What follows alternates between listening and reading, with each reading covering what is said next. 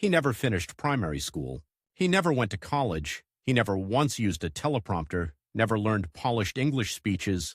And yet, for an entire generation of children, this man, as decisions were the difference between a classroom and a lifetime in the fields. In a world where politicians chase power for themselves, he was the man who refused a minister's chair, but quietly decided who would sit in it. In a state where leaders wrapped themselves in silk and English degrees, he walked barefoot in a simple white shirt, a school dropout, who could barely write a sentence, yet would one day outmaneuver some of the sharpest legal minds in India. This is the story of K. Kamaraj. To understand how a boy who left school at 11 became the kingmaker of Indian politics, we have to start in a small, hot, dusty town where nobody, absolutely nobody, believed a child from that street would shape the future of millions. Virudunagar, 1903. The air smells of dried chilies and gunny sacks. Bullock carts groan under the weight of cotton bales. The town is noisy, busy, impatient, yet painfully small in the way that small towns are, where every family has a place and is expected to stay in it. In one of the narrow streets, in a modest Nadar household, a baby boy is born on the 15th of July. They name him Kamachi. Later, the country will know him as K. Kamaraj. Then he is just another child of a low-status trading community in a world dominated by landlords, Brahmin lawyers, and British officers. His father, Kumaraswamy Nadar, runs a small grocery and later moves into the bustling world of textiles. His mother, Sivakami Amal, is tough and practical, with the iron will of a woman who knows that nobody is going to help her if she falls. They are not rich, they are not powerful, but there is a certain dignity in the way the family holds itself together. Little Kamachi is not the kind of child anyone points at and says, "There goes a future leader." He's shy. He prefers listening to talking. He's more interested in watching people at the market than in memorizing lines from his school books. When the teacher asks a question, he answers in a quiet, steady voice, but his mind is already wandering to the outside world. He walks barefoot to the local school, slate under his arm, dust on his feet, like thousands of other boys. He is not a star student, not a disaster either. Average, unremarkable. But he has one strange habit. When other boys run home after school, he lingers, watching older men read newspapers out loud in the bazaar, straining to catch unfamiliar words. Empire, war, taxes, Congress. The first major twist in his life comes early. He is 11 when his father dies. In an instant, childhood ends. The school bag is put away. There are no gentle options, no take your time, think about your career. There is a widowed mother, a family trembling on the edge of poverty, and a boy who suddenly understands that every day he spends in a classroom is a day the family goes a little hungrier. He drops out of school. If you freeze the story here, it looks like a dead end. Another poor boy lost to circumstance. Another life pulled into the unending routine of survival. But for Kamaraj, this is the first cruel lesson in time. When you are poor, you don't have the luxury of years to figure things out. Decisions are immediate, brutal, irreversible. He begins work in a cloth shop in Virudunagar. The shop is his new school. Long before he becomes a politician, Kamaraj learns what truly moves people. Not ideas in English, not big speeches, but price, debt, shame, pride. He watches housewives bargaining fiercely over a few pays, sees farmers counting every coin, senses the unspoken terror when customers ask hesitantly for credit. Behind the counter, he discovers something else. He remembers faces. A man who bought cloth 3 months ago walks in, and the young assistant instantly knows his name, what he bought, and how long he took to pay. This quiet, watchful boy is building a secret weapon that no university can teach, an encyclopedic memory of people and their problems. Then, in 1919, a piece of news explodes across India, carried by newspapers and whispered conversations. Jallianwala Bagh, hundreds of unarmed Indians shot down in cold blood in Amritsar. In Virudunagar, someone reads the report aloud in the bazaar. Details filter through. The tight garden, the blocked exits, General Dyer's orders. For many, it's a distant horror. For the teenage Kamaraj, it's a jolt he cannot shake off. He listens, jaw clenched, as the names of the dead are read out like a list of strangers he somehow feels responsible for. Something changes. He starts seeking out political meetings. He hears for the first time the name of a man who is turning raw anger into disciplined defiance, Mohandas Karamchand Gandhi. In 1920, when Gandhi calls for non-cooperation, The sound reaches even the little lanes of Virudunagar. Foreign cloth must be boycotted. Government institutions must be shunned. India must learn to say no to the empire. For Kamaraj, still at the cloth shop, this call is not theoretical. It hits him at his job, at the very heart of his new life. His livelihood literally depends on the flow of foreign textiles. To follow Gandhi could mean losing his position, wrecking his already fragile home. There is no grand speech, no heroic announcement. One evening, he simply tells his mother he wants to join the freedom struggle. She stares at him in disbelief. Join the struggle? And eat what? Fight the British? And pay who for rent? Sivakami Amal has already lost a husband. The idea of losing a son to prison, or worse, is unbearable. She pleads, she argues, she threatens. He listens in silence and then gently but firmly refuses to back down. Here is another twist, small but decisive. A boy with barely any education, no savings, no fallback, chooses uncertainty over security, not because he is reckless, but because the injustice he has heard about in faraway Amritsar refuses to leave his mind. He joins the local Congress committee in Virudunagar. If you were to walk into a Congress meeting in the early 1920s, you might not notice him. The front rows are filled with lawyers, teachers, landowners in well-pressed khadi. The speeches are fluent, the English impressive. Somewhere at the back stands a young man in a simple white shirt and veshti, head slightly bowed, eyes absolutely focused. One day he travels to Madras to attend a Congress session. The city is overwhelming, tram bells clanging, horse carriages rattling, English signs everywhere. On the stage, a thin, bespectacled figure in a simple dhoti speaks in a soft but hypnotic voice. Gandhi. Next to him, a sharp-eyed intellectual lawyer with a neatly trimmed beard. Chakravarti Rajagopalachari. Rajagopalachari, soon everyone will shorten it to Rajaji. Kamaraj watches, captivated. Gandhi's words touch his conscience. Rajaji's precise logic and authoritative tone impress him. These are giants, men from another planet, educated, famous, respected by the very empire they are challenging. What he doesn't know, what nobody in that hall knows, is that one day, this quiet boy at the back and the commanding figure on the stage will be locked in a struggle for the very soul of Tamil Nadu. Mentor will become rival. Admiration will turn into open conflict.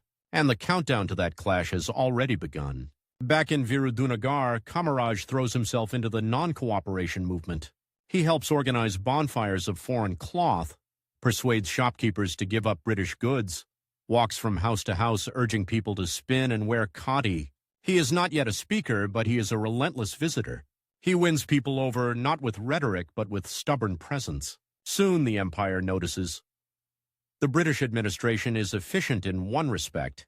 It has a keen nose for troublemakers, especially the quiet, persistent kind. Police reports begin to mention a young Nadar man moving restlessly between villages, agitating shopkeepers. Warnings are issued, spies appear at meetings, notebooks in hand. Then comes the first arrest. It is brisk, almost casual. A group of officers arrive, there is a brief scuffle, and before his mother can even absorb what is happening, her son is taken away. The door closes. The house is quiet again, but now there is an extra silence hanging in the air, that of fear. Prison is meant to break men like Kamaraj. Instead, it becomes his university. In the harsh, grimy cells of colonial jails, cut off from the world, political prisoners read. They debate ideologies, analyze revolutions, study histories of distant lands. Kamaraj, the boy who left school at 11, now spends his days poring over books under the dim light of a naked bulb. He reads about Lincoln and Garibaldi, the French Revolution and the Irish struggle, about poverty and education, hunger and power. He may not write long essays, but slowly his mind sharpens into something far more dangerous than a polished tongue, a deep, hard, earned understanding of how societies actually change. Time in prison is measured differently. Outside, the world moves by seasons, festivals, markets. Inside, it moves by cell inspections and meager meals. Every day feels endless, yet the years vanish. For a man who has pledged himself to a cause, each month behind bars feels like a stolen month from the fight. He feels the pressure of time like a hand at his throat. If India is to be free in his lifetime, he cannot afford to waste even a year. Released, then rearrested, then released again. This becomes a pattern in the 1920s and early 1930s. Each time he returns home, his mother is older, more lined, more resigned. Each time he walks out of the house again, she understands there is no stopping him. When Gandhi launches the civil disobedience movement and the salt satyagraha, the struggle intensifies. In Tamil Nadu, the famous Vedaranyam Salt March is led by Rajaji himself. The newspapers capture his image striding at the front of the column, but behind the scenes, men like Kamaraj arrange food, shelter, a secret routes and crowds. He organizes volunteer groups, arranges meetings under the eyes of suspicious policemen, makes sure that every stop on the march has people ready to join or cheer. There are British spies everywhere. One wrong word, one careless hint, and the entire operation can be shut down. For the British, men like Rajaji are the visible threat. For the movement, men like Kamaraj are the invisible backbone. Arrests become rougher. Lathi blows fall heavily without restraint. Protesters are dragged on the ground, kicked, humiliated. At one point, Kamaraj is beaten so badly that he returns to his cell with a swollen face and bleeding back. A fellow prisoner whispers, "Is it worth it?" He thinks of the women he has seen carrying water for miles, of the children in rags staring at schools they can never enter, of the tax collectors arriving like predators after bad harvests. In that moment, the pain in his body is almost irrelevant. "It has to be," he murmurs. By the mid-1930s, everyone in the Tamil Nadu Congress knows one thing. If you want a task done in the villages, you call Kamaraj. He will not give a dazzling speech, but he will reach every hamlet, talk to every headman, convince every stubborn elder. He has walked hundreds of miles, worn out countless pairs of sandals, and in village after village, people have begun to look at this quiet man and think, he is one of us. But he is still an organizer, not a star. Still in the background, not at the microphone. Then comes 1937, a year that will test him like never before. For the first time, under the Government of India Act, provincial elections are to be held. Real ministries, real power, within limits, will be in the hands of Indian leaders. In the Madras presidency, the stakes could not be higher. The old pro-British Justice Party, backed by landlords and elites, is determined to hold on. The Indian National Congress is determined to break through. The election date is announced. The clock starts ticking. There are just a few months to reach millions of voters scattered across towns, plantations, hill villages, and dry, cracked farmlands. Most of them are illiterate. Many have never heard the word election. They know taxes, famine, landlords, and police, not ballot boxes and manifestos. The Congress leadership looks around for someone who understands the rhythms of the countryside, someone who can work without sleep, without complaint, under crushing pressure. They turn to Kamaraj. He is given a near impossible mission: organize the campaign in vast tracts of the presidency, build local committees, select candidates. A calm he goes, and somehow in this chaos transform anger against the British and their local allies into actual votes. Opposite him stands a very different kind of political machine. Justice Party candidates move in cars, surrounded by wealth and muscle. Landlords threaten tenant farmers, vote correctly or lose your land. Gifts pour into villages, saris, sweets, coins. Rumors are spread that if Congress wins, chaos will follow, temples will be seized, taxes will double. And in more than one constituency, there is a personal rival, a smug local boss who laughs outright at the idea that a school dropout from a trader family can defeat him on his own turf. The weeks blur into one long march. Morning in one village, evening in another, midnight strategy meetings by lantern light. Kamaraj sleeps on floors, on train benches, in bullock carts. He eats whatever is handed to him: a handful of rice, a piece of dry roti, a cup of watery buttermilk. He has one advantage the others do not: the years in the cloth shop, the endless walks through villages, the faces and stories stored in his memory. He remembers who lost a child in the last famine, who had a daughter married with the help of a small loan, who is angry with the tahsildar, who secretly resents the local landlord. He does something radical for that time. He listens more than he speaks. At meetings, while other leaders recite party resolutions and quote from Congress pamphlets, Kamaraj asks, "What is your biggest problem here?" The answers pour out: no water, too many taxes, no school, no road. He doesn't promise miracles. He just says, if we are in power, this will change, but only if you vote. He moves so fast that even the police reports struggle to follow him. The accused Kamaraj was seen one day in Ramnad, the next day in Kanchipuram. then in some forgotten hamlet where nobody expects a leader to show up. Villagers are stunned. Important people never come here. Who is this man sweating in the sun with them, eating from their plates? The election day arrives like a storm. Queues form outside polling booths, long lines of barefoot voters with ink-stained fingers, many casting a vote for the first time in their lives. Justice Party agents stand nearby, glaring, counting, threatening. Congress volunteers, trained and placed by Kamaraj, quietly guide nervous voters through the process. He has no time to watch the drama unfold slowly. There are problems to be fixed, last-minute crises, a broken ballot box somewhere, a violent clash in another village, rumors of booth capturing further away. He races from point to point, the ticking clock beating in his ears. Polling will close at a fixed hour. Every minute lost is a voice unheard. By evening it is over, the boxes are sealed, the campaigning ends. For the first time in months there is nothing left to do but wait. The counting begins. In town after town, village after village, the results go up on blackboards, are shouted from balconies, whispered from tea stalls. Congress seats climbing, Justice Party falling. In the Madras presidency, the map begins to change color, constituency by constituency, as the tide turns. The old order, which had seemed unshakable for decades, is suddenly cracking. When the final numbers come in, the message is unmistakable. The people have chosen.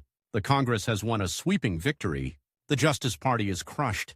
At the celebrations, in crowded halls and flag-draped streets, names of winning candidates are cheered, ministers are speculated, portfolios argued over. In the middle of this noise stands Kamaraj, as always in a simple white shirt, smiling faintly, watching. He is not in the list of ministers. He holds no high office. Yet in quiet conversations, one phrase begins to circulate. Without Kamaraj's work, this victory would not have been possible. From a school dropout behind a cloth counter to the man who just altered the political landscape of an entire province, that journey has taken less than 2 decades. And somewhere in a large house in Madras, an older, vastly educated man named Rajaji is studying the same election map, calculating, planning. He has no idea yet how much his path is about to intertwine and collide with that of the barefoot organizer from Virudunagar. Somewhere between those maps and numbers, a quiet fear begins to grow in Rajaji's mind. If men like Kamaraj can swing an entire province without holding office, what happens the day they decide they want the office too? On paper, the victory of 1937 belongs to the great names, the lawyers, the public speakers, the men with titles. In the streets and villages, another story is being told. Old farmers say, "That short, dark fellow who came here in the rain, that is why we voted." Women mutter, "He listened when nobody else did." When the newly elected Congress legislators gather to choose the Premier of Madras, Kamaraj's name is not even in the rumors. It is a different universe. Educated elites weighing portfolios like jewels, arguing over finance and law, speaking in English in echoing halls. The choice falls, unsurprisingly, on Rajaji. For Kamaraj, it is not a disappointment. It is an education. He watches how power actually works, how a chief minister balances factions, how files move, how promises made during campaigns become laws or excuses. He sees how quickly victory can make men arrogant. Some of the very candidates who had begged for his help now walk past him without a glance, absorbed in their new importance. When friends suggest he should ask for a ministerial post, he shakes his head. "Not yet," he says. "First we have to build the party so that it cannot be broken by one defeat or by one man's ego." It is an odd choice in a country where, for most politicians, the first instinct is to climb. Kamaraj steps sideways instead, deeper into the organization. He becomes the man who holds the machinery together, resolving quarrels, calming jealousies, ensuring that the Congress in Madras presidency doesn't wither now that it has tasted a little power. But outside the legislature, another clock has started ticking. In Europe, clouds of war gather. In 1939, the British drag India into World War II without consulting a single Indian representative. Gandhi seethes. The Congress ministries in province after province resign in protest. In Madras, too, Rajaji steps down. The government that Kamaraj had worked so hard to build from the ground up collapses in a single stroke. For some, it feels like a foolish gamble. Why give up power once you have it? For Kamaraj, it is a reminder that Indian power under the British is a rented house, not a home. At any moment, the landlord can evict you. The years that follow are tense, restless. The world is on fire, ships are sunk in distant oceans, bombs drop on European cities, yet in the parched villages of southern India, familiar miseries continue unchanged. Drought, hunger, debt. Kamaraj travels relentlessly, explaining in simple words why Congress has walked out of office. "We were not your rulers," he tells farmers under banyan trees. "We were only managers under a foreign master. Now we must throw out the master." Then in August 1942, Gandhi utters the words that change everything: "Quit India." The response from the British is swift and brutal. Top leaders are arrested overnight. Press is censored. Public meetings are banned. Congress is declared illegal. The empire believes that by cutting off the head, it has killed the body. What it underestimates is the network of men like Kamaraj. In Madras presidency, he helps carry Gandhi's message underground. Leaflets appear mysteriously in markets. Strikes erupt. Salt pans fall silent. Railway lines are damaged. Students boycott classes.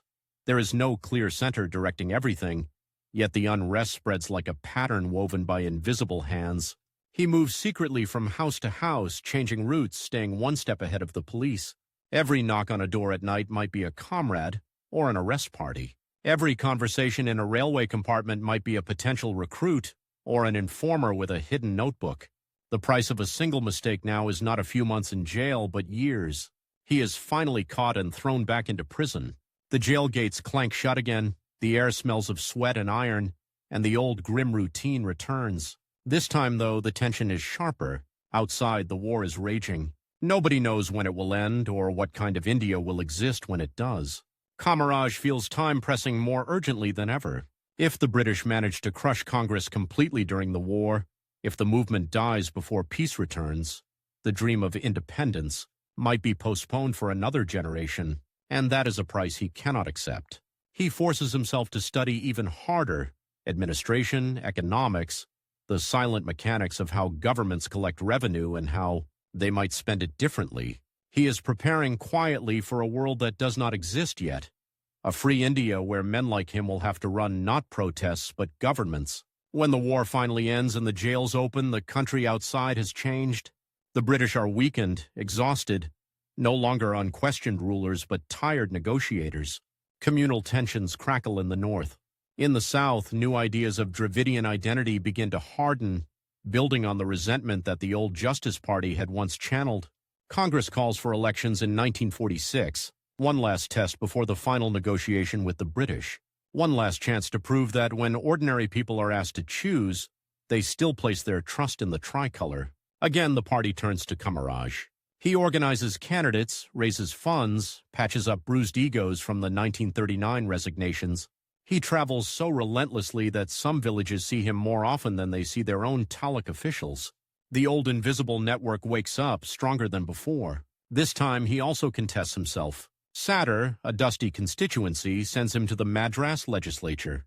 When the Congress forms the government, he is offered a ministerial post.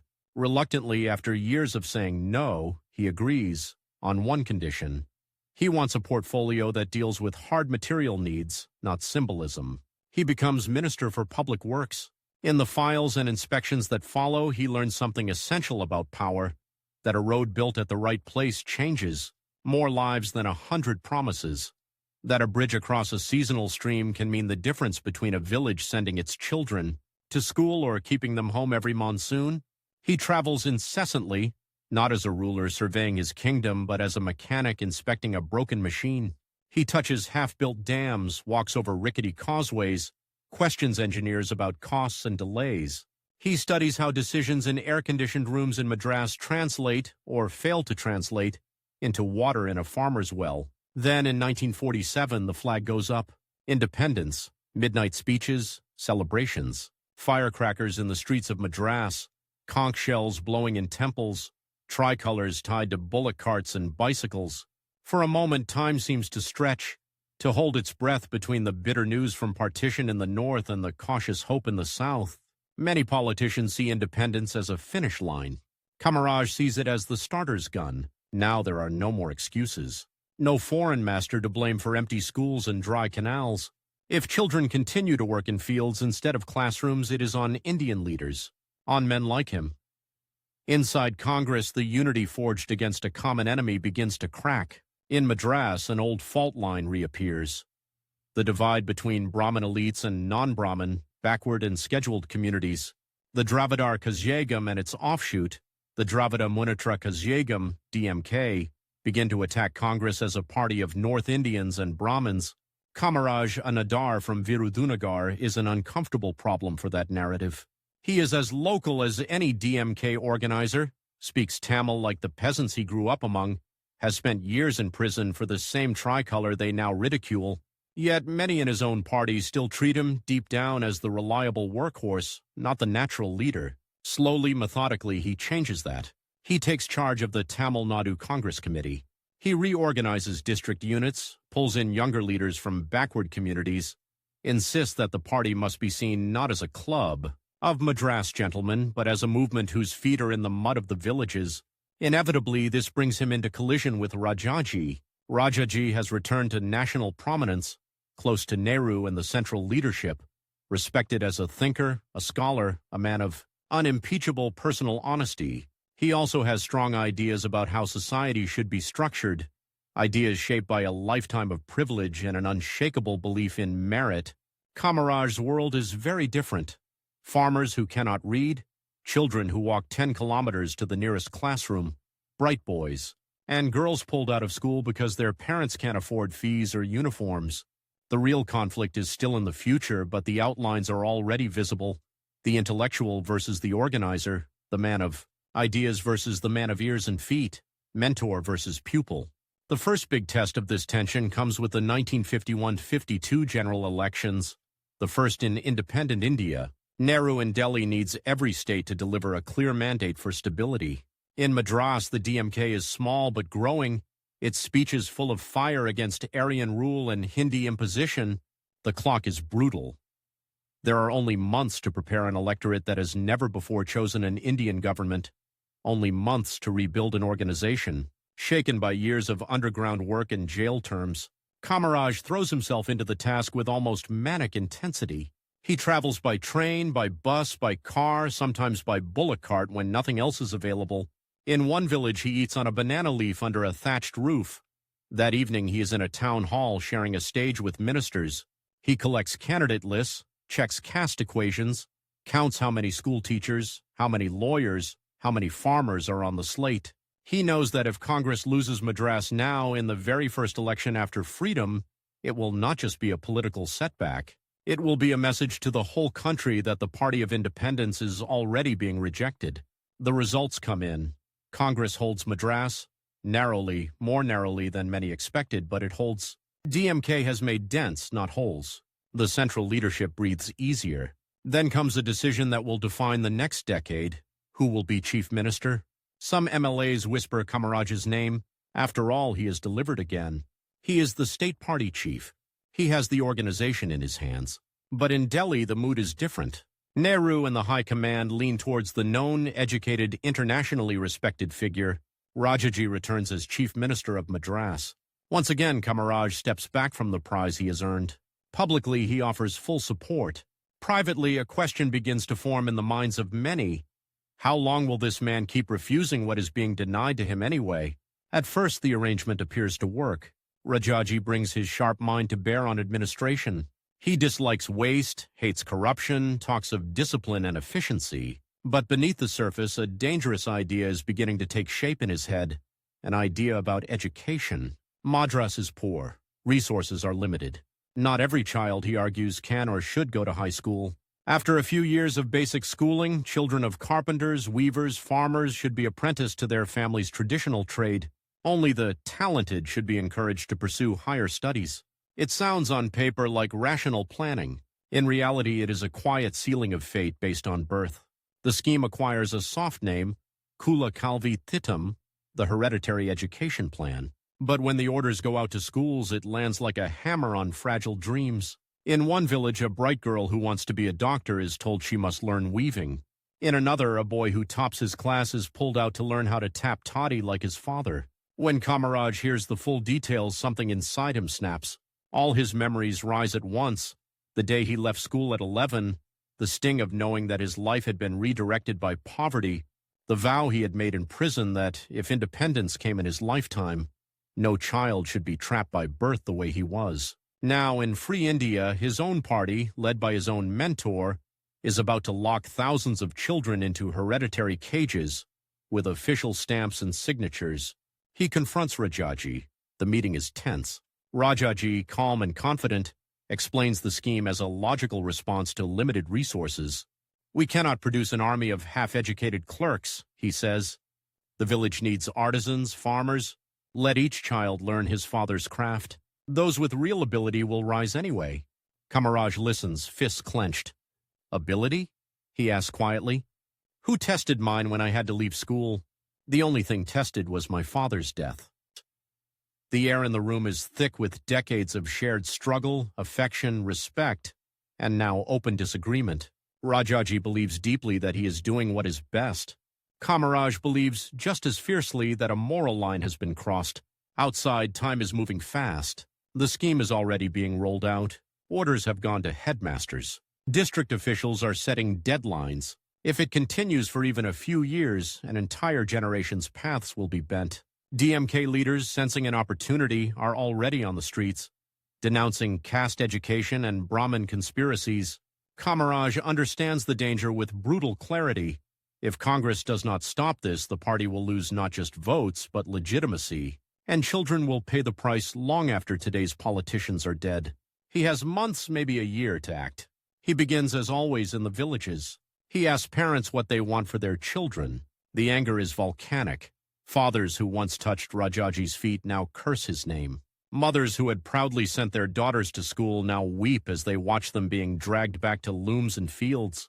He carries this anger back into the party. At district meetings, he argues fiercely against the scheme. Some MLAs, fearful of Rajaji's intellectual authority, hesitate. Others quietly agree with Kamaraj but are afraid of open conflict. He works on them one by one late into the night, under sputtering lanterns in dusty rest houses. "Decide now," he tells them. "In 10 years, when a boy asks you why he is still breaking stones on the road while another boy is an engineer, what will you say? That you were too afraid to oppose one man?" In Madras, Rajaji senses the resistance but believes he can ride it out. He has survived British prisons, communal riots, cabinet storms. He cannot imagine that his greatest political threat will come not from the opposition benches, but from the quiet man who once watched him in awe at a Congress session.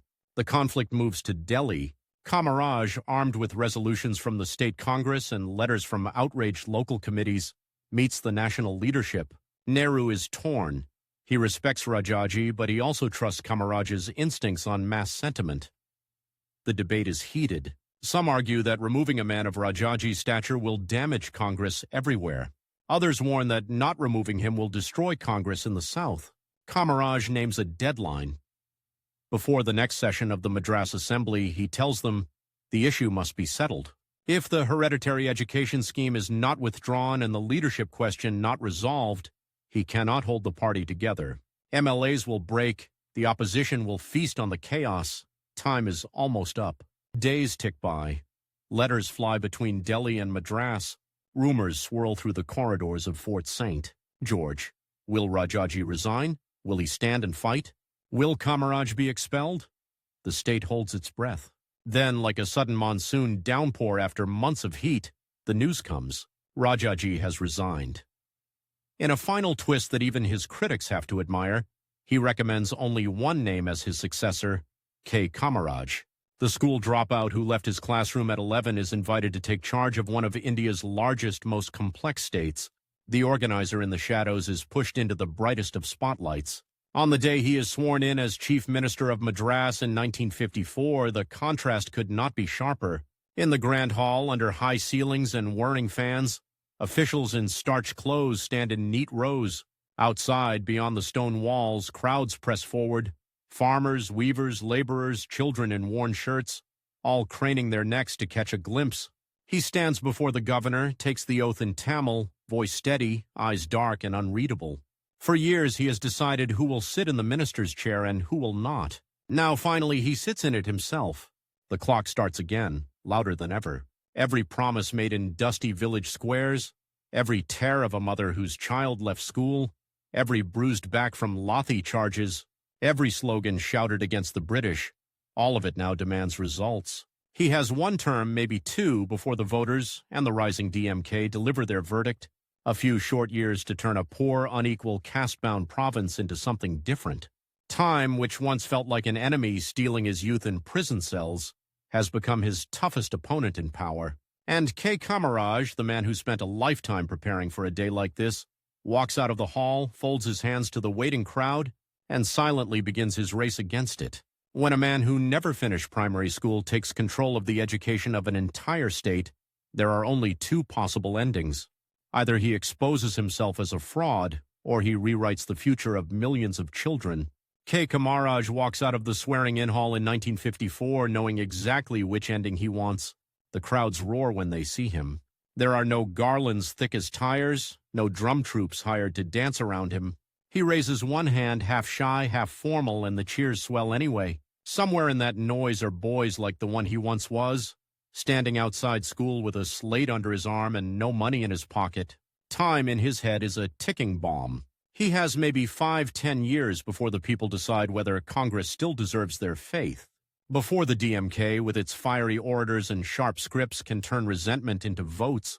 Before the young, impatient generation, born during the freedom struggle but not scarred by it, looks at the old tricolor heroes and says, "What have you done lately?" Inside his new office, the air smells of polished wood and old files. Portraits of leaders look down from the walls. Secretaries and undersecretaries stand in careful lines, their faces smooth, unreadable. He sits in the high-backed chair, feels the cushion beneath him, and thinks, "This is not a throne. This is a school bench. Every day I sit here, I must learn faster than the problems arrive." His first clear order shocks the system. The hereditary education scheme, Cula Calvi Thitum, is dead. No soft phasing out, no gentle revisions. He scraps it. Headmasters are told to stop sending children to the fields and workshops. District officials are instructed, admit every child who comes, as far as the buildings and teachers can stretch. Some of his own colleagues are nervous. "Chief Minister," one of them says carefully, "if we open the gates this wide, we will drown. Where will we find the money, the classrooms, the staff? The treasury is not a bottomless well." Kamaraj's answer is brutally simple. "Then we will dig more wells," he says. "We have wasted enough money on speeches and statues.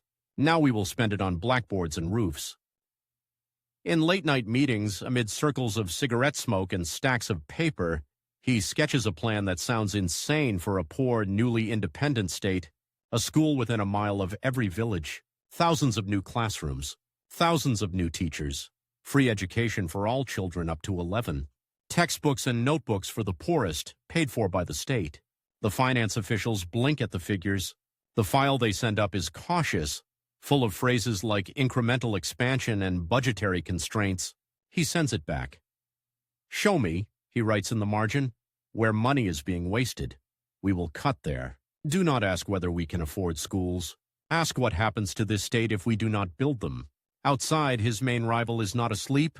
CN, Anna Durai, Anna to his followers, is turning language and cinema into weapons. DMK plays scratchy records in tea shops, songs mocking Congress, mocking Brahmin dominance, mocking the very idea that Delhi knows what is best for Tamil soil. Scriptwriters slip political barbs into film dialogues. Heroes on screen slap down arrogant officials and defend dark-skinned poor villagers against the rich. In front of the camera, in flickering black and white, the DMK looks young, daring, alive. Congress, in comparison, looks slow, polite, old. Kamaraj understands this better than many in his party. He knows that if his government's work cannot be seen in the streets, DMK's words will fill the gap on the screen. He sets himself a private deadline. By the time the next elections arrive, every village in Madras must have at least the skeleton of a school. 4 walls, a roof, a teacher. Not perfect, not fancy, but present. Visible. Real. The race begins. He becomes a strange kind of monarch, king of half-built schools and wet cement. In one dusty village, children gather under a neem tree, staring at a square of land where bricks lie in crooked piles. The sun is harsh, their feet are bare. Suddenly word runs like electric current. He has come, he has come. A small, stocky man steps out of a jeep. No police convoy, no distance from the crowd. Shirt untucked, veshti hitched up. He walks straight to the mound of bricks and touches them as if they are sacred. "When will the roof go up?" he asks the engineer. 2 months, sir," the engineer says, already sweating. "Make it 1, Kamaraj replies. "Every week you delay, these children lose 7 days of learning. Do you want to carry that on your head?" There is no anger in his voice, only a flat, heavy seriousness. It is more terrifying than a shout. On another day, he visits a school already running. The building is new, but the children's faces are old with hunger. He watches a girl's eyes glaze over halfway through the lesson. "What did you eat?" he asks her quietly afterwards. She looks down. "Nothing, Aya." He has seen this story before, hundreds of times. Free education on paper, but empty stomachs dragging children back to the fields. A few weeks later, in the same district, something unheard of happens. The noon bell in a primary school does not send children home. Instead, the smell of hot food rises from clay stoves behind the classrooms. Cooked rice, a bit of dal, sometimes vegetables. A simple meal, funded from the state treasury, prepared by village women, paid a tiny wage. Some elders scoff. Feeding children in school? This is politics, not governance. But as attendance rises, especially among the poorest, his gamble begins to look less foolish. For many children, that plate becomes the only full meal of the day. For many mothers, it becomes the reason they allow their daughters to keep studying instead of pulling them back home at 11. Years later, Tamil Nadu will be famous for its noon meal scheme. For now, it is just one more fire he has lit under the old order. The numbers start to move. In 1953-54, only a fraction of the state's children are in school. By the early 1960s, enrollment has more than doubled. Between 7 and 12, almost every child in many districts is now in a classroom instead of a field. To Kamaraj, each statistic is a face. He thinks of the toddy tapper's son whose fingers now hold a pencil, not a knife used to cut palm flowers. The weaver's daughter who, for the first time in her family's history, reads the newspaper headlines out loud to her father. DMK leaders attack him anyway. They say, "What use are schools when Tamil is insulted in Delhi? What use are roofs and roads when Brahmins still sit on top?" He does not respond with competing speeches. He responds with more file notings, more inspections, more quiet fury directed at laziness and delay. Education is only one front. On another table in his office lie maps of rivers and canals, blue lines crawling across brown paper. Rain has always been a cruel god in Madras. Arriving late, arriving early, skipping entire districts. Farmers pray to clouds and watch their fields crack. He stabs a thick finger at the Vaigai River. "Here," he tells his engineers. "A dam. We have talked about it since before independence. Now build it." There are skeptics. There is no money, they say. There will be displacement. The rocks are wrong. He listens, nods, asks questions, then pushes. The Vaigai Dam rises anyway. Tons of concrete poured under a sun that cooks the skin. Tens of thousands of acres in the dry south suddenly see water where once they saw only dust. The first season after the canals fill, the green is almost obscene in its brightness. Elsewhere at Navali, a different future is being dug out of the earth. For generations, villages there have lived off small crops, firewood, and debt. Now giant machines claw the ground open, exposing brown, crumbly coal, lignite. The Navali Lignite Corporation is born, bringing with it jobs, electricity, and the hum of modern industry. Smokestacks rise above old temples. Buses packed with workers honk past bullock carts. Opposition leaders accuse him of selling Tamil land to Delhi. They point to the central government's control over big projects, say Madras is becoming a colony of the Union. He counters by dragging more factories in, a heavy electrical plant in Tiruchirappalli, fertilizer units, engineering works. His vision is blunt. A child should be able to grow up in a village, get educated in a government school, find work in a factory or office, and never once feel that his birth has sentenced him to a life identical to his father's. The pace is punishing. He wakes at dawn, goes through piles of files, then disappears into the districts, often without advance notice. Ministers who expect long, comfortable briefings find themselves instead being jolted in jeeps along muddy tracks, standing with him on half-built bridges while he counts the missing girders. Civil servants learn a new fear. The short man who appears unannounced asks 3 precise questions. and remembers the answers months later. Last time you told me this canal would be ready by Pongal, he will say mildly. Pongal has gone. Is the water invisible or did you lie? Word spreads, you cannot fool Kamaraj with grand reports. He wants to see, to touch. His personal life shrinks to almost nothing. He has no property, no jewelry, no family living in sprawling government bungalows. He eats simple vegetarian food, sleeps on a thin mattress, often in government guest houses where the fan rattles overhead. Visitors are startled to find the chief minister pouring his own coffee from an aluminium pot. Yet power, like heat, draws insects. Contractors swarm around his ministers. Corruption whispers at every corner, inflated bills, ghost schools, imaginary roads. When he catches someone, he reacts not with outrage, but with a tired disappointment, as if every scandal is a personal insult to the movement that raised him. During the freedom struggle, he tells one erring MLA, "We were ready to die for the country. Now you are ready to sell it for a commission. How did this happen?" He drops the man from the ticket list in the next election. No drama, no bargaining. Just a name struck off in blue ink. The first big test comes in 1957. The DMK has grown louder, cleverer, more organized. Their black and red flags flutter from bicycles and toddy shops. Their rallies feel like festivals, songs, dialogues, film stars. In contrast, Congress meetings look like parent-teacher conferences. DMK's message is sharp. They say Congress speaks Hindi, not Tamil. They say Congress belongs to Brahmin lawyers in Madras, not farmers in the South. They say Congress won freedom and then sat down, while poor people remained poor. Kamaraj knows that many of his own voters are listening. The election is no longer a coronation. It is a race in which he might stumble. He answers the only way he knows how. He goes back to the villages. He stands in the courtyard of a government school and points to the new building. "Who built this?" he asks. The crowd shouts, "You did." He shakes his head. "No, your taxes did. Your jail terms did. Your hunger during the freedom struggle did. I am only the watchman. If you put another watchman, ask him also for schools, roads, water. Do not sell your vote for words." In tea shops, people argue late into the night. In railway compartments, party workers jostle for space, carrying pamphlets, rumors, promises. When the results come, Congress holds Madras again. DMK has advanced, especially in urban areas, but the countryside has not abandoned Kamaraj. His gamble, to bet everything on hard, visible development instead of dazzling rhetoric, has paid off for now. But the margin for error is shrinking. Nationally, too, clouds gather. By the early 1960s, the glow of independence has faded.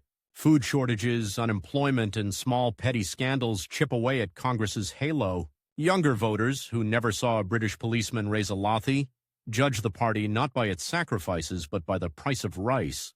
In Tamil Nadu, anger over Hindi imposition builds like pressure under a sealed lid. Students burn effigies when they hear talk of making Hindi the sole official language. DMK fans the flames skillfully, painting Congress as the agent of northern domination. Kamaraj is pulled in opposite directions. Delhi pushes for national integration, for a common script and tongue. Tamil streets demand respect for their language, their identity. He who thinks only in Tamil, who cannot speak Hindi, finds himself mediating wars of words between men in starched Delhi kurtas and youngsters in cheap Madras shirts. At the same time, something else begins to worry him even more. He sees his own party aging in office. Ministers at the center cling to their chairs year after year, election after election. New leaders have no space to rise. Grassroots workers grow cynical. In the States, power slowly becomes an entitlement, not a responsibility. He remembers the fire of the 1930s and 40s, men sleeping on platforms, women hiding cyclo-styled leaflets under their saris, leaders ready to resign on principle. He looks now at some of the same faces, grown comfortable, frightened of losing status. The clock that once ticked for Madras now ticks for all of India. If Congress rots from within, he thinks, the party that won freedom will be the party that loses the country. In 1962, after the shock of the war with China, that fear becomes urgent. The defeat on the icy heights of the Himalayas melts into a flood of criticism in the plains. Nehru's aura is dented. The opposition senses blood. For the first time, people whisper that Congress might actually fall someday. In the middle of this, Kamaraj proposes something that sounds like madness. He goes to Delhi with a plan that will later bear his name, though he never asks for that. Top Congress leaders holding government office, he says, including cabinet ministers and chief ministers, should resign from their posts. They should return to the organization full-time, rebuild the party at the grassroots, travel, listen, clean up corruption, find and train new leaders. To many, it sounds like political suicide. Why should we ask popular chief ministers to step down? Some leaders demand. Why should ministers with important portfolios leave their chairs? The opposition will laugh. Kamaraj does not flinch. We did not join the Congress to sit in chairs, he replies. We joined to serve. If we cannot give up a post when the party needs us, what are we? His rivals suspect a hidden agenda. Some think he wants to cut down powerful figures who might challenge him. Others believe he wants to move himself to Delhi to become the power behind the throne after Nehru. Rumors, half-truths, and paranoid fantasies swirl through the capital. Then he does something that silences at least one accusation. He offers his own chair first. I will resign as Chief Minister of Madras, he tells the High Command. Let there be no doubt. This plan applies to me before it applies to anyone else. It is a twist nobody expected. In Tamil Nadu, people are stunned. Some cry openly when the news spreads that the man who gave their children schools and meals is stepping down. DMK leaders gloat publicly, but in private, even they admit a grudging respect. It is not easy to give up such power voluntarily. In the party, Nehru is moved. Here is a man who has turned a backward province into a model of schooling and basic infrastructure, who keeps no wealth for himself. Who could have easily argued to be exempted, and he is ready to walk away for the sake of an idea. Slowly, cautiously, the Kamaraj Plan is accepted. Union ministers send in their resignations. Other chief ministers prepare to step aside. The Congress machine, rusty and complacent, is about to be forced into motion again. In Madras, Kamaraj packs up his few belongings. There is no personal mansion to vacate, no secret business empire to rearrange, just files to hand over, promises half fulfilled to remember, and the tightness in his chest that comes from leaving work unfinished. As he boards the train to Delhi, the platforms are crowded. Some shout slogans, some simply fold their hands and watch, faces wet.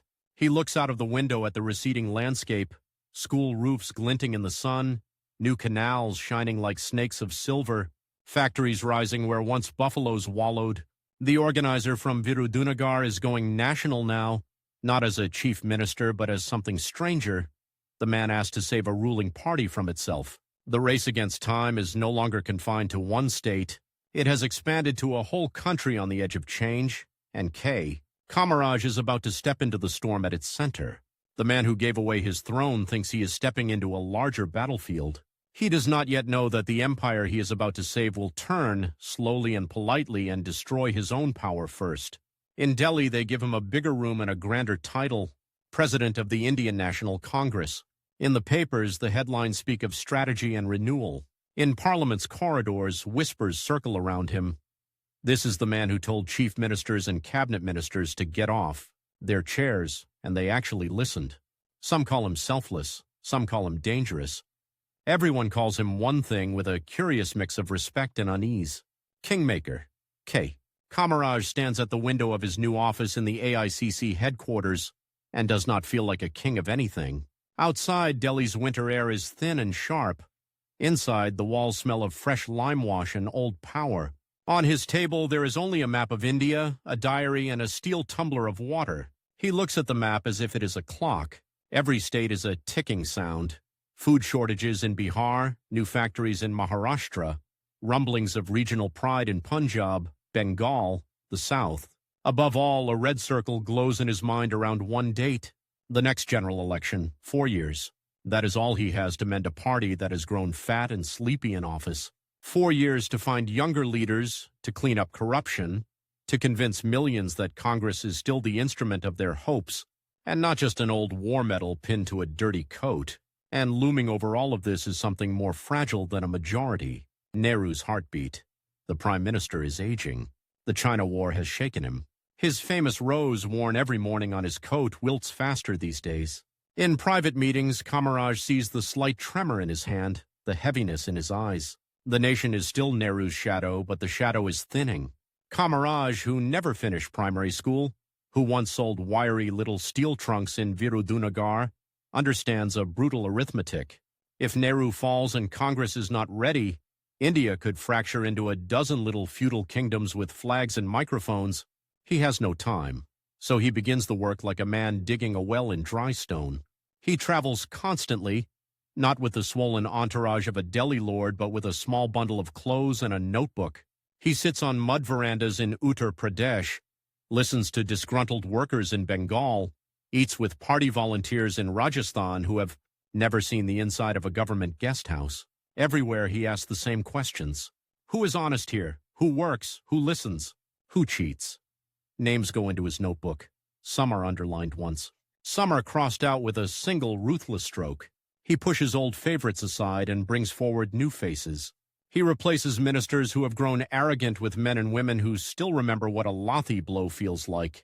The Kamaraj Plan is no longer a file. It is a slow, painful surgery on a living, writhing animal called the Congress Party. And then in May 1964, the heart at the center of it all stops. Nehru dies.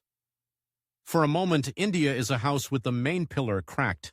Railway stations fall silent as the news spreads. Shopkeepers lower shutters without being asked.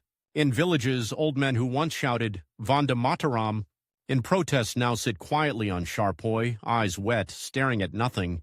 In Delhi, the body of Jawaharlal Nehru lies in state. Floral wreaths pile up.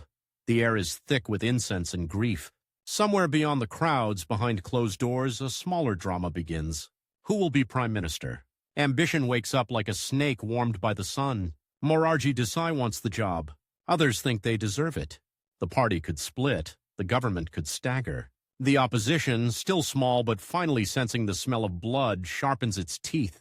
In the middle of this, Kamaraj moves with the slow, deliberate calm of a man who has seen prison gates and police batons and knows that panic is a luxury. He meets leaders in ones and twos, not in noisy committees. He listens, nods, lets them talk themselves into knots. Then he lays out one name more than all others. Lal Bahadur Shastri. Short, quiet, unthreatening. A man whose honesty is so deep it makes people uncomfortable. Not a mass leader like Nehru, not a charismatic orator, but steady, acceptable to most, unacceptable to none.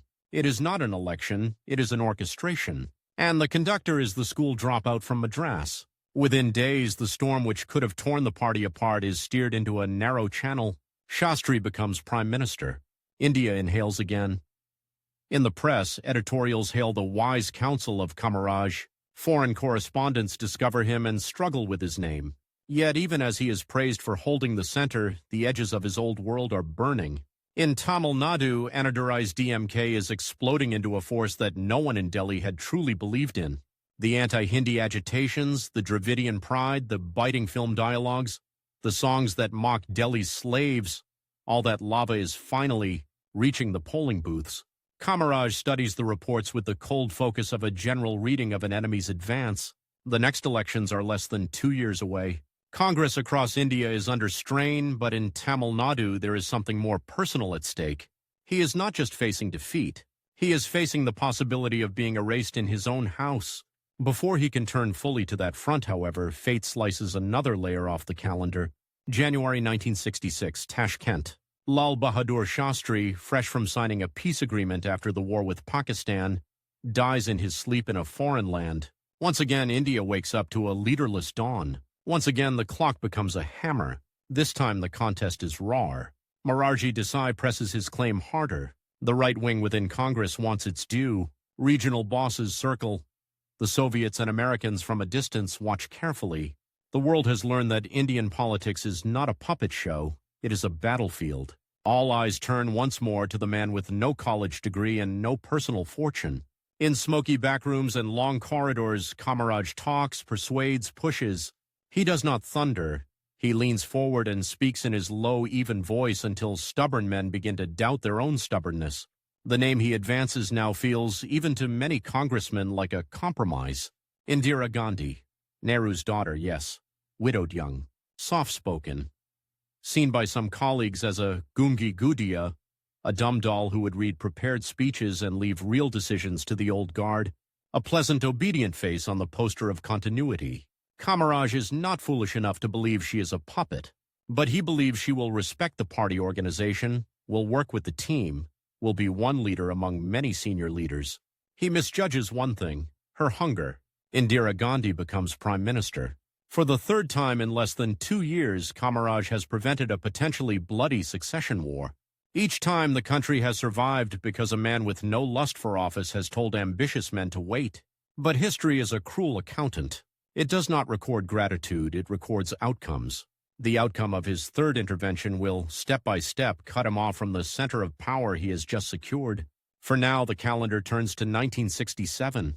The deadline he set himself years ago is here. The first general election after the Kamaraj Plan. The first under Indira.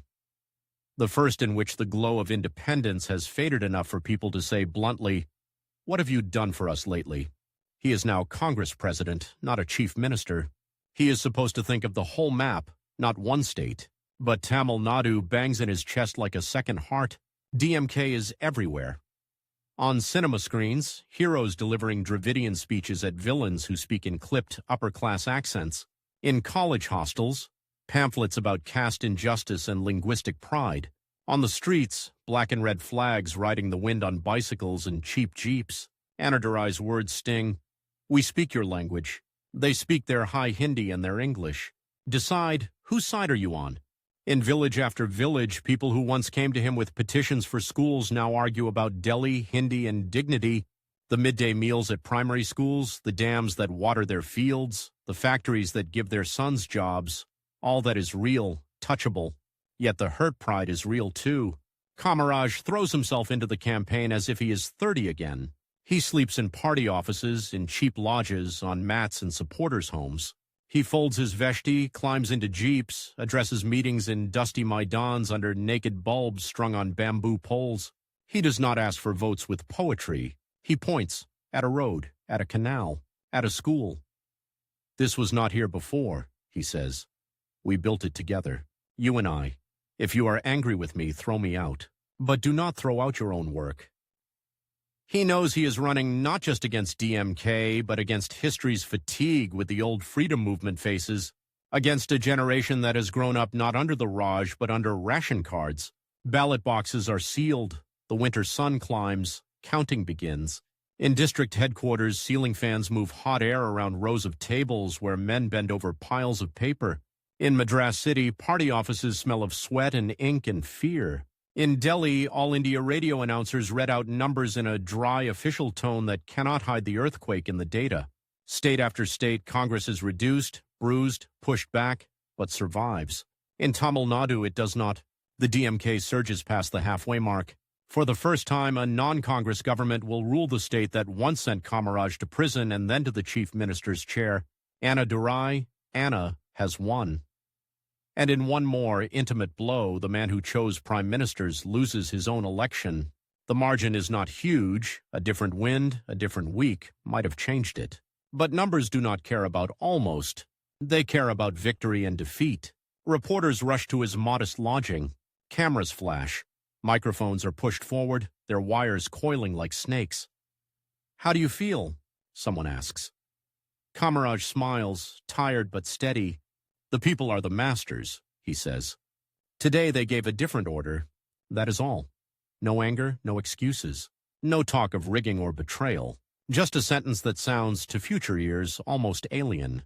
In Madras, Annadurai takes his oath as chief minister in front of crowds who roar with a new kind of pride. Dravidian, not Congress, not Delhi-facing. Yet when his government sits down to write its first budgets, its officers pull out old files stamped during the Kamaraj years. Road projects, school expansion plans, industrial policies. The rival who defeated him cannot escape walking on the roads he laid, sending teachers to the schools he built, using the very machinery. Of governance he spent a decade tightening. It is a strange, unspoken partnership. The Kamaraj model of simple, visible development welded to the DMK's thunderous rhetoric of Tamil identity. From Delhi, watching this, Kamaraj feels no satisfaction. Defeat is defeat. The party he spent his life building has been uprooted from his own soil. The child of his movement has been thrown out of his own house. He tells himself there is no time for self-pity. Because even as he is pushed back in the south, a new front opens in the north, inside the very party he worked to save. Indira Gandhi is no longer the cautious, hesitant prime minister skeptics once called a dumb doll. She has found her voice, and it is louder than anyone expected. Bank nationalization, Garibi Hatao, remove poverty, a direct appeal to the poor over the heads of the party bosses. She talks less and less about the Congress organization, more and more about the people and my government. To millions, she looks like a new Nehru, but fiercer, less patient with the old elites. To the group of senior leaders nicknamed the Syndicate by the press, she looks like a storm aimed at their carefully tended garden. At the center of this garden stands, once again, Kamaraj. He does not like palace intrigues. He dislikes even more the arrogance of office, wherever he sees it. When Indira pushes bold decisions without consulting the party, he objects. When he and his colleagues pick a candidate for President of India, Satan, A.R.D.A. Sanjeeva Reddy, and she refuses to fall in line, choosing instead to encourage an independent candidate, V. Giri, he understands that this is not just a disagreement, it is a duel. The presidential election of 1969 becomes, in effect, a referendum on who truly leads the Congress, the organization, or the Prime Minister. Kamaraj campaigns for Reddy with the same quiet persistence he once used to sell trunks in small-town markets. House to house, MP to MP, he argues for discipline, for tradition, for the party's right to decide. Indira, with far greater gifts of image and oratory, simply tells MPs to vote according to your conscience. It sounds noble. It is also a calculated knife. When the ballots are opened, the result slices clean through the party. Reddy loses. Giri, Indira's choice, wins. Within weeks, the Congress splits like a log struck at the right angle. On one side, Congress, organization, led by Kamaraj and other veterans, claiming the legacy of the freedom struggle, the symbol, the structures. On the other, Congress, R, requisitionists, effectively Indira's personal army, claiming the future. The man who once walked into jails with a smile now walks out of the party headquarters without the name Congress truly belonging to him. He is lost in Tamil Nadu. Now he has lost Delhi. Time, which he once tried to command like a general commanding troops, has turned around and is chasing him instead. He is in his mid-60s. His hair is thinner. His legs ache after long tours. India is young, impatient, tuning its radios to Indira's speeches, cheerfully repeating slogans about abolishing poverty without asking. Awkward questions about how exactly it will be done. In this climate, Kamaraj makes one more stand. He keeps organizing. He travels. He visits old colleagues in Maharashtra, in Gujarat, in Karnataka, telling them that parties cannot be built on one person's charm. They must rest on branches of thousands of workers. He contests elections again, refusing to retire into an easy elder statesman role. In 1971, when Indira goes back to the people with a wave of radical promises and the victorious scent of the Bangladesh war on the horizon, his faction is crushed. The organization Congress shrinks to a shadow in Parliament. History, written in headlines, declares that the era of the old Congress is over. The new India belongs to slogans, to television cameras, to leaders who speak directly into microphones rather than into party committees. And yet in Tamil Nadu's villages, something stubborn remains. In a one-room house with a thatched roof, an old woman takes down a black-and-white photograph when a neighbor comes visiting. It shows a stocky man in a white shirt and veshti, bald head, sharp eyes. "This man got my granddaughter into school," she says. She is a nurse in Madras now. In a government office, a clerk sorting pension files pauses over one thin bundle with a familiar name, K. Kamaraj. The amount is small. The former chief minister, former Congress president, former kingmaker, lives on a government pension that would not pay for a single evening at a five-star hotel in the Delhi he once influenced. He still wears the same plain khadi, still sleeps on simple mats, still pours his own coffee. When visitors from his village come, he presses a few notes into their palms, often more than he can really spare. "Send your children to school," he tells them. "Don't let them stop at fourth standard like me." In Madras, DMK ministers who once attacked him on stage now rise in the assembly to call him Kalvi Thanthai, the father of education. The phrase catches on. It is not official, not voted in any resolution, but it sticks in the mouths of millions. He rarely smiles when he hears it. Titles have never meant much to him. What matters are the classrooms where small bodies bend over slates instead of over fields. When the emergency is declared in 1975, when civil liberties are suspended, and opposition leaders are sent to jails where he once Went willingly, Kamaraj is an old tired lion watching yet another storm break over the land he fought to free. Some of his instincts are offended. The midnight proclamations, the censorship, the arrests. Yet his health is failing. His heart, which carried him through police charges and election defeats, is now a fragile drum. He tells friends, half grim, half wry, "I have done what I could. Politics is no one man's property. Let the next generation answer for what they do." On the morning of 2nd October 1975, Mahatma Gandhi's birthday, he wakes in his modest home in Madras, not in a bungalow marked out for AC, VVIPs, but in the kind of house a middle-level clerk might live in. There is no marble, no imported carpet, a few books, a trunk with neatly folded white clothes. At some point in the day, as the city goes about its business under the shadow of the emergency, his heart stops. No warning shot, no dramatic last words. Just silence in a room where the fan turns slowly overhead. When the news spreads, that silence explodes into sound. People pour into the streets. Shops put up shutters not because a minister's order has come, but because their owners feel something at their own ribs. At bus stops, conductors shout the news across crowds. In villages, men who never learned to read hear the name Kamaraj on the transistor and sit down on their field borders, inexplicably shaken.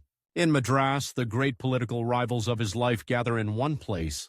DMK leaders, Congress, R leaders, Old Congress, O, comrades, socialists, communists.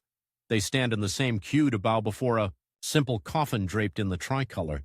On his still chest there is no chain of gold, no symbol of office. Only the flag he went to jail for when he was barely out of his teens. Annadurai has already passed away by then. His successors send their respects. Indira Gandhi, whose rise shattered his power, sends a message honoring his honesty and sacrifice. The police struggle to hold back crowds that seem to come not just from neighborhoods but from decades. Somewhere in the crush, a man in his 40s, neatly dressed in a bank clerk's shirt, tells his friend, "When I was a boy, I went to school because of his noon meal. Today my son is in college.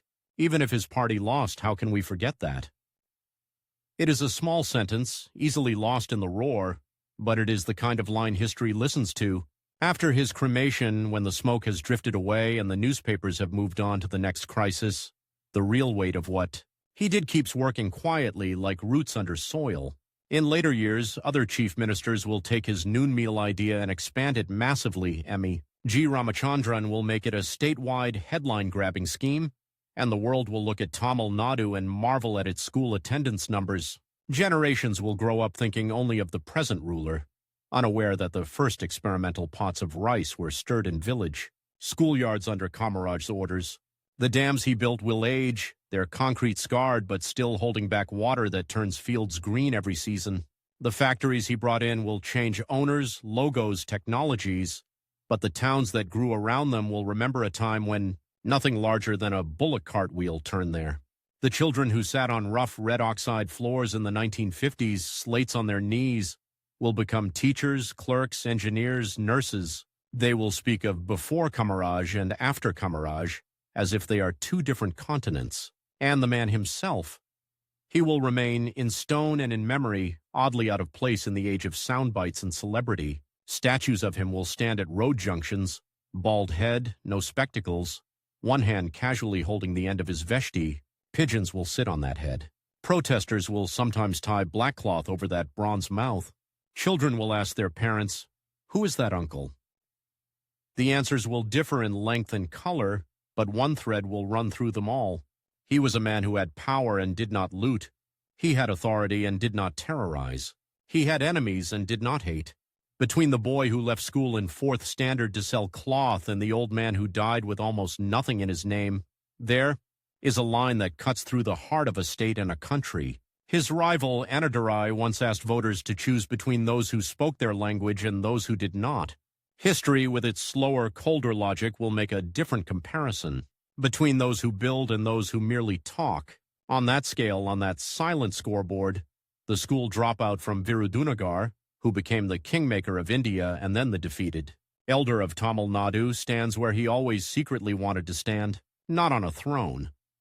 In a classroom that stretches from one generation to the next, its roof held up by the stubborn idea that politics, at its best, is Nothing more and nothing less than the art of making sure a poor child does not have to live the same life her parents did.